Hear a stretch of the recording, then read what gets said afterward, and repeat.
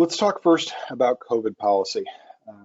This process of moving from a zero case strategy or a virus elimination strategy to something a little bit more oriented towards the long term.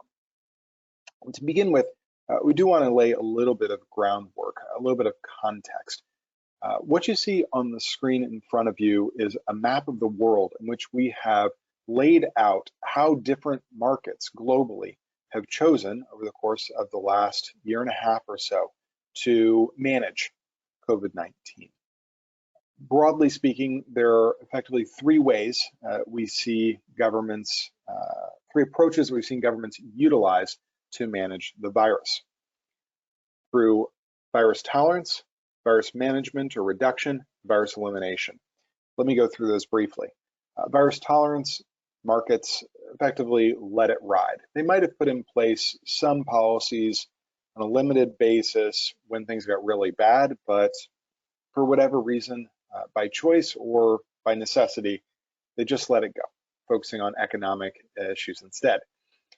Virus reduction markets took a different approach. They figured that they needed to balance economic and health priorities, and so they would basically go through periods of opening up and locking down, knowing that as soon as they opened up, cases would spike, and as soon as they locked down, cases would come back down, but that the economies of their markets would experience the same patterns, just diametrically opposed.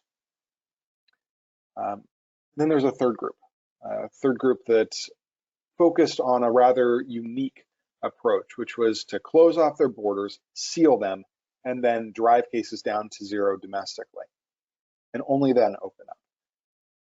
And anytime cases rose above a very low level, to lock down again, to try to basically drive cases down to zero. We call this a virus elimination strategy. And what's notable here is that APAC is the only region in which any countries did this, any markets did this, which has created some really interesting challenges for executives trying to communicate this with corporate.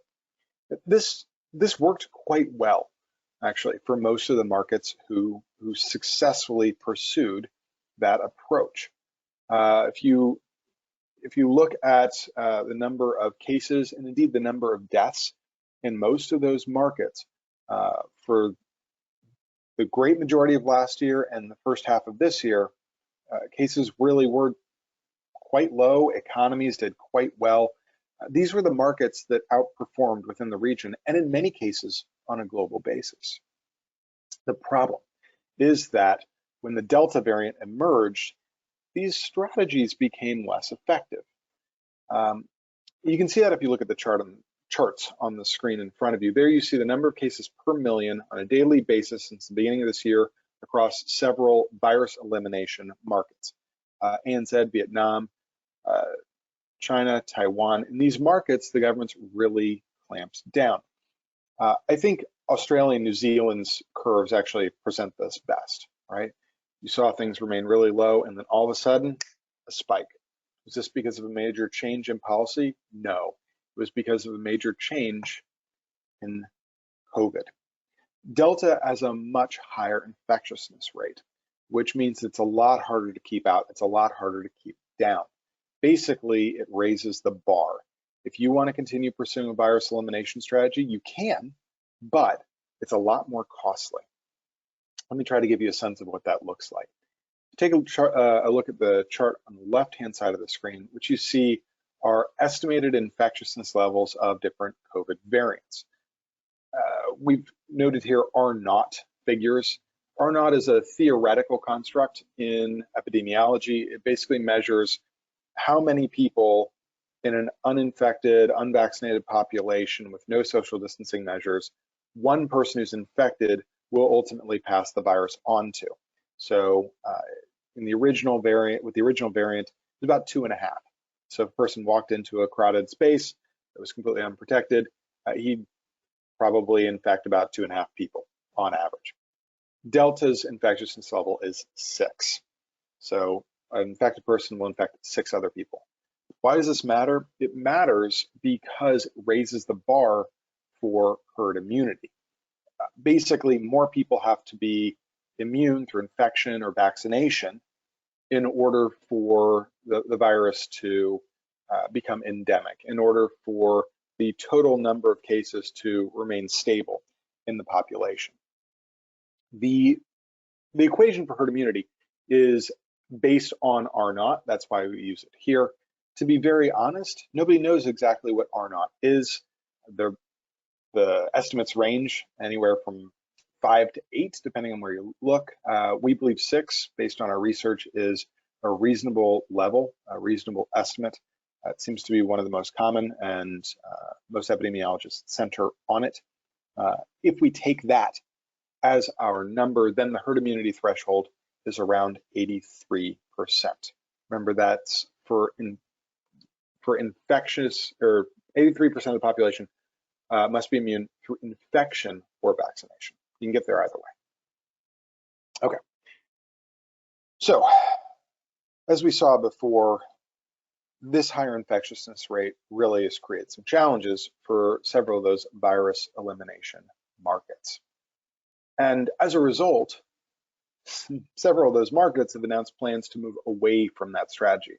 It's simply become too costly, too difficult. In many politicians' minds, the cons now outweigh the pros. You can see this if you look at headlines, right? Going top to bottom, we have headlines on Singapore, Australia, Vietnam, New Zealand. In all of these markets, leaders have basically come out and said that they intend to change their approach. This has dominated headlines in many markets, has certainly created excitement, particularly among executives who are eager to travel, again, manage their portfolio the way that they once did, by visiting their teams on the ground, their customers on the ground, their partners on the ground. And in many corporate centers, there's also been quite a bit of excitement about this. But what's notable is that the reality has not necessarily matched the hype that was generated by many of the headlines. You see, the devil is in the details on this one. In many cases, we've seen markets move slowly to make this shift. And in some cases, there are questions about how far away from their virus elimination strategy they're actually going to move. So let's talk a little bit about that, because